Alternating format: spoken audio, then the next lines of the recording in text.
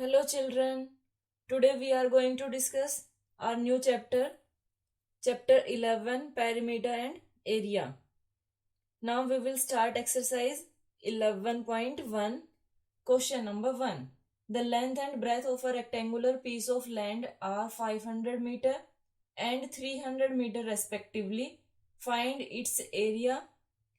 Second, cost of land if 1 meter square cost rupees 10,000. इसमें हमें पहले एरिया फाइंड आउट करना है और उसके बाद कॉस्ट फाइंड आउट करनी है। और रेक्टेंगल हमारे पास है, यानी रेक्टेंगुलर लैंड है, तो रेक्टेंगल का हम एरिया फाइंड आउट करने के लिए उसका फॉर्मूला लगाएंगे और फिर इसकी कॉस्ट फाइंड आउट करेंगे। Length of rectangular land that is equal to, जो पहले गिवन है वो नोट कर लेते हैं, 500 meter, then breadth of rectangular land that is equal to 300 meter. First part में हमें क्या फाइंड आउट करना है? Area of rectangular land will be equal to length into breadth. This is formula to find out area of rectangle. That will be equal to 500 into 300. अब इसको ऐसे note नहीं करना है कि 500 और 300 ऐसे मल्टीप्लाई करने लग जाओ. आपको सेकंड चैप्टर इसीलिए कराया गया था ताकि आप इजीली जहां पे जीरो हो उनको मल्टीप्लाई कर सको. नंबर को मल्टीप्लाई करिए, 5 3 ज़ा 15. आफ्टर दैट 1 2 3 4 4 0 पुट करिए यहाँ पे. Meter square, meter square unit होगी, ये मीटर में ये मीटर में, so meter square. Then cost हमें फाइंड आउट करनी है. सो कोस्ट को हम रखते हैं राइट हैंड साइड में. Cost of, this is second part, cost of 1 meter square land equal to rupees 10,000. Cost of 1,50,000 meter square land will be equal to, multiply करेंगे क्योंकि ज्यादा होगी कोस्ट,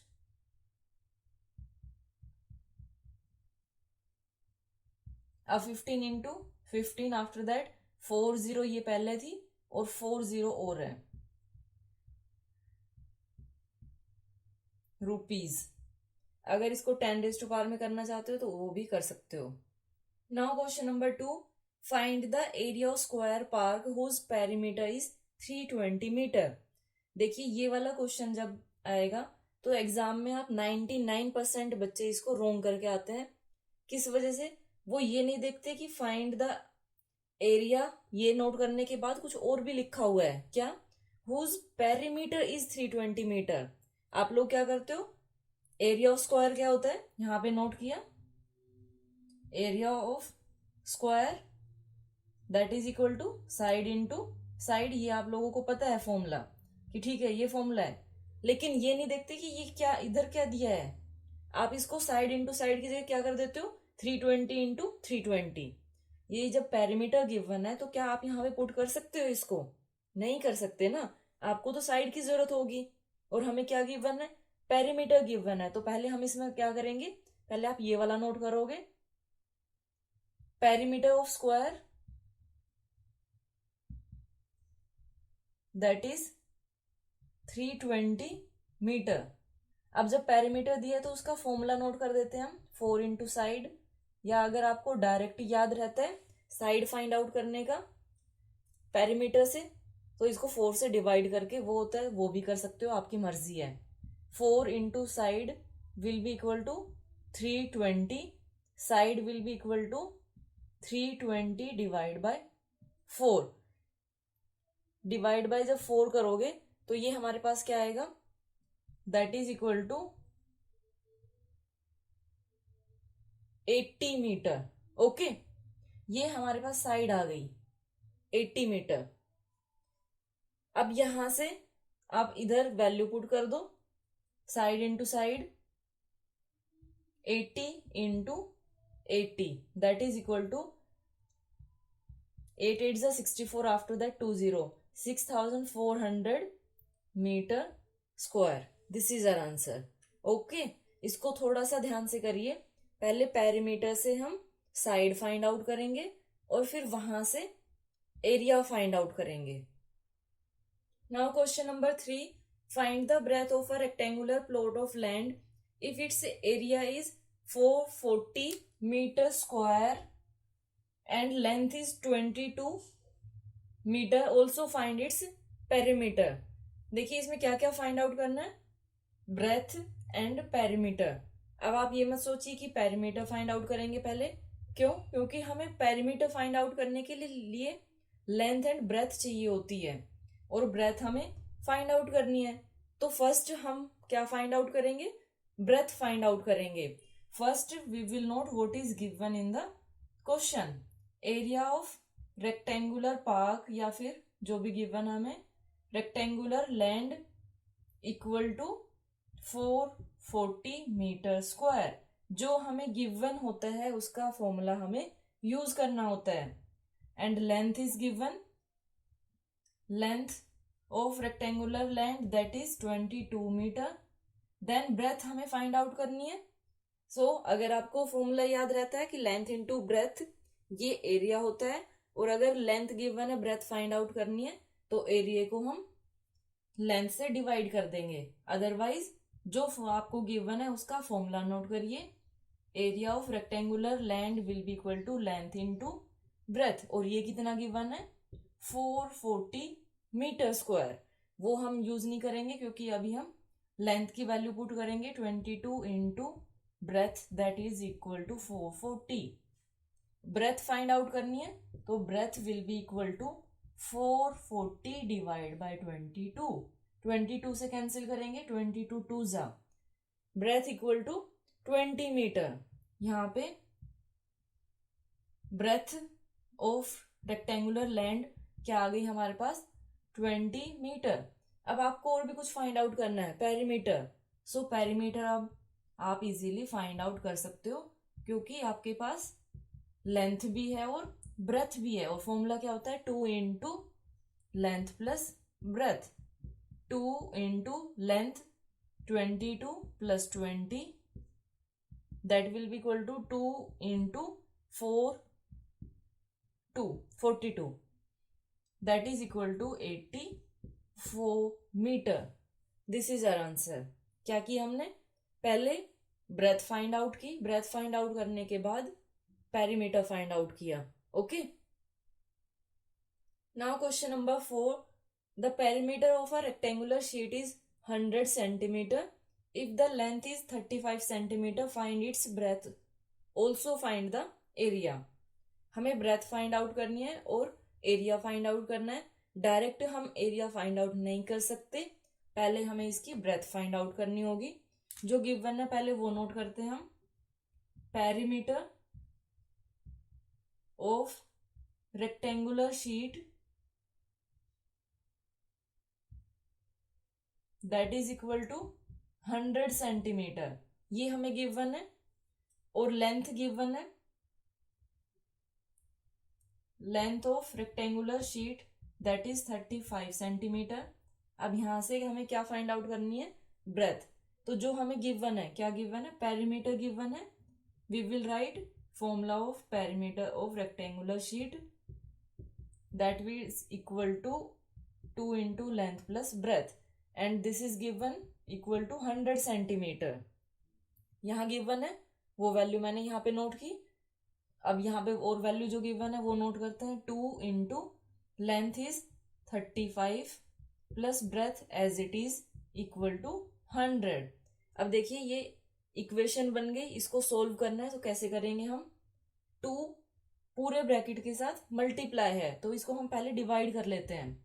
ट्रांसपोजिंग करेंगे तो क्या आएगा, 35 प्लस बी, ये एज इट इज 2 को हम ट्रांसपोज कर रहे हैं और ये 2 क्या है, इसके साथ मल्टीप्लाई है। ये क्या आएगा, 100 डिवाइड बाय 2, डिवाइड किया हमने तो कितना आया ये 50। 35 plus B equal to 50। Value of B कैसे फाइंड आउट करेंगे, 50 एज इट इज, और ये प्लस में है तो माइनस में हो जाएगा, दैट इज इक्वल टू 15। यहाँ पे नोट कर देंगे हम breadth of rectangular sheet equal to 15 meter. Now we have to find out area. Area of rectangular sheet will be equal to length into breadth, that is equal to 35 into 15. Multiply करते हैं. 15 5 is 75, 15 3 is 45 plus 7 52 meter square. Now question number 5. The area of square park is same as of a rectangular park if the side of the square park is 60 meter and the length of rectangular park is 90 meter. Find the breadth of rectangular park. Question क्या है कि एक square park है, एक rectangular park है. दोनों park का जो एरिया है वो इक्वल है. ओके, दोनों पार्क का एरिया इक्वल है. अब जो स्क्वायर पार्क है उसकी साइड गिवन है 60 मीटर और जो रेक्टेंगुलर पार्क है उसकी लेंथ गिवन है सिर्फ. तो आप क्या एरिया फाइंड आउट कर सकते हो? विदाउट ब्रेथ फाइंड आउट कर सकते हो एरिया? नहीं कर सकते. तो इसके लिए आप क्या करेंगे, पहले जो स्क्वायर पार्क है उसका एरिया फाइंड आउट करेंगे. वो एरिया इक्वल टू किसके हो जाएगा? रेक्टेंगुलर पार्क के एरिया के. लेंथ हमें गिवन है, ब्रेथ फाइंड आउट कर देंगे. सो देखते हैं. Side of square park that is equal to 60 meter. Area क्या होगा? जो हमें गिवन है उसी से हम फाइंड आउट कर सकते हैं. ये मत सोचना कि पहले रेक्टेंगल का एरिया फाइंड आउट कर देते हैं. उसके लिए आपको ब्रेथ चाहिए होगी और ब्रेथ हमें गिवन नहीं है. That is equal to 3600. ये कैसे आया? 60 इंटू 60 को जब मल्टीप्लाई किया तो 3600 meter square. Area of rectangular park is equal to area of square park. ये हमें गिवन है क्वेश्चन में. फर्स्ट लाइन यही है, area of square park is same as of rectangular park that is equal to, हमने अभी square park का area find out किया that is 3600 meter square. Okay, ये हमारे पास आ गया. लेंथ हमें गिवन है, length of rectangular park that is equal to 90 metre.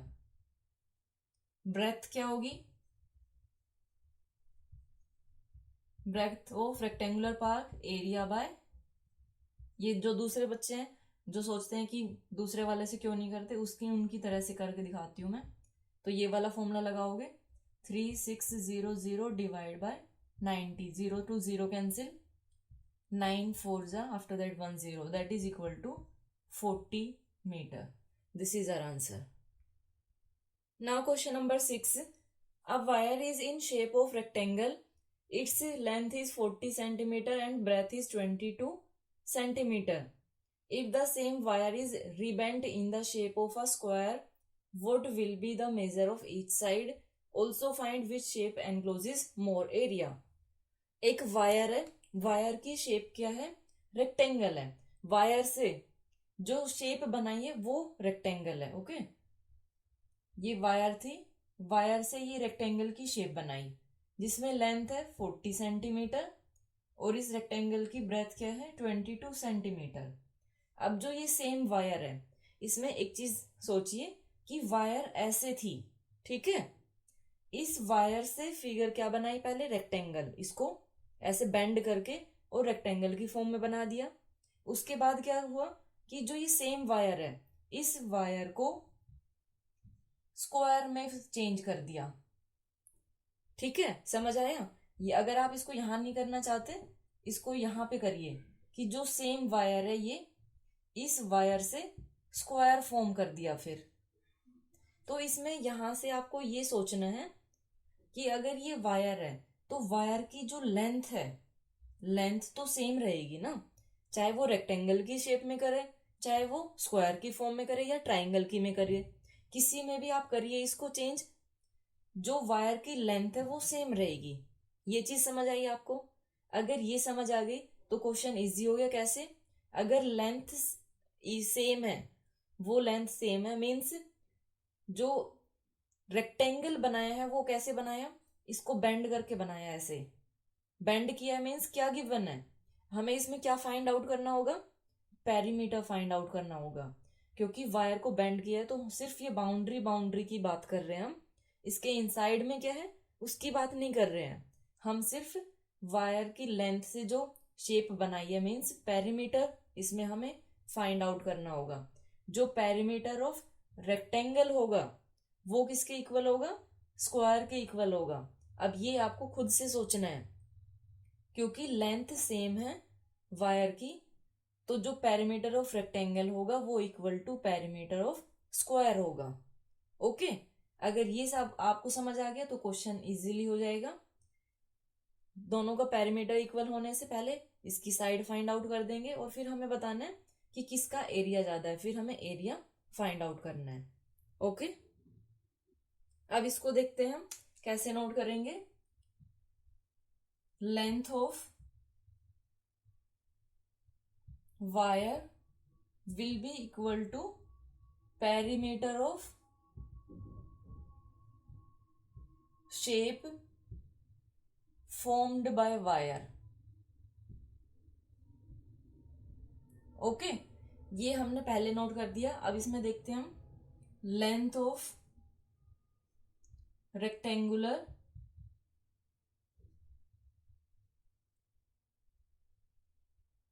या रेक्टेंगल कर लेते हैं हम इसको,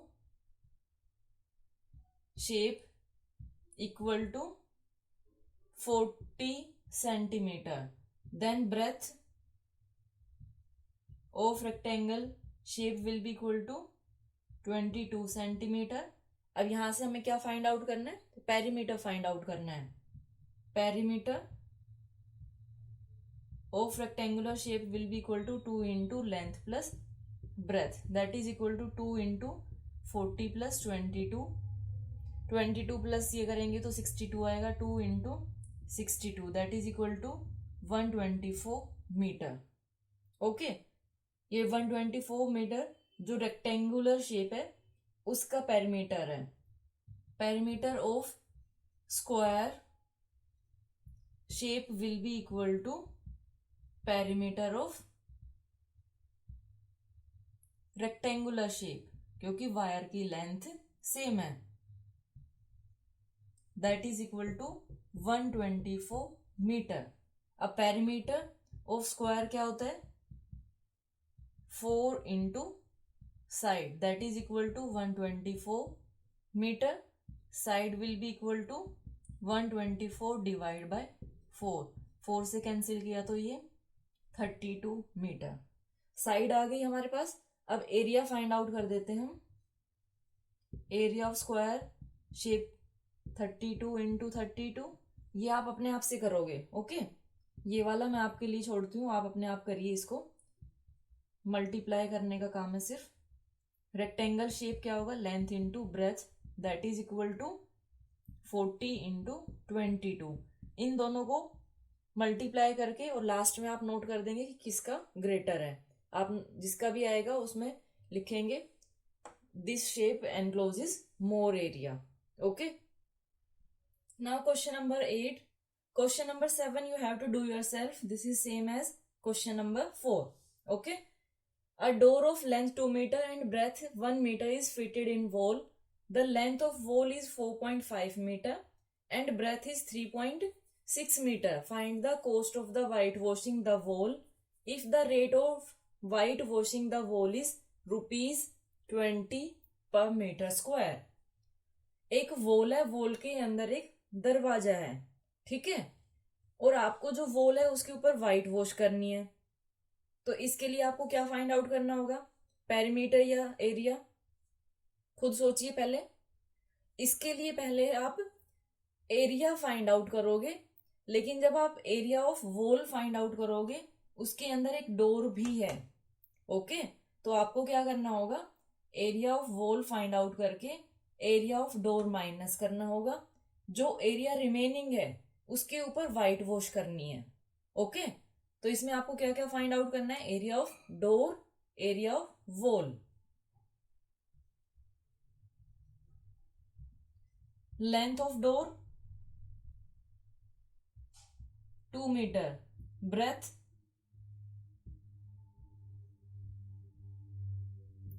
1 मीटर, एरिया क्या हो गया, length into breadth that is 2 into 1, 2 meter square. Now length of wall equal to 4.5 meter, breadth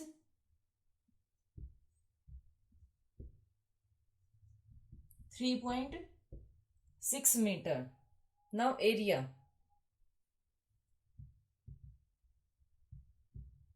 length into breadth that is 4.5 into 3.6 that will be equal to, जब आप इसको मल्टीप्लाई करोगे 1620, डेसिमल आपको put करनी है आफ्टर 2 डिजिट, 16.20 मीटर स्क्वायर.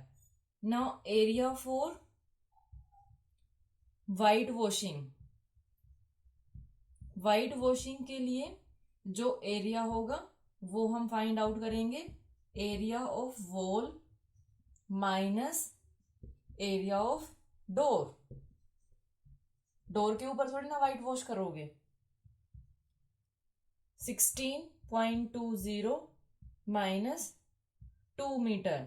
अब इसमें जब आप माइनस करोगे पक्का गलत करोगे, यहाँ पे डेसिमल लगाइए और 20 लगाइए, ठीक है. अब इसको माइनस करेंगे तो 14.20 मीटर स्क्वायर. ये हमारे पास एरिया आ गया जो हमें वाइट वॉश करना है. अब रेट क्या दिया इसमें, ₹20 पर meter square. Cost of white washing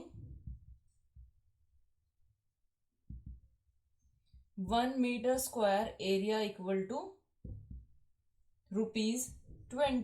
rupees हमें फाइंड आउट करने हैं तो वो मैंने राइट हैंड साइड में पुट किया. Cost of white washing area is 14.20 meter square area, that will be equal to 14.20 into 20. इसको मल्टीप्लाई करते हैं, 2 2 ज़ा 4, 14 2 ज़ा 28 और 0 कितनी आएगी 1 2. अब आपको डेसिमल पुट करना है आफ्टर 2 डिजिट, तो ये आपके पास कितनी कॉस्ट आ गई, ₹284. This is cost for white washing. Okay, thank you so much for watching my video and have a great day.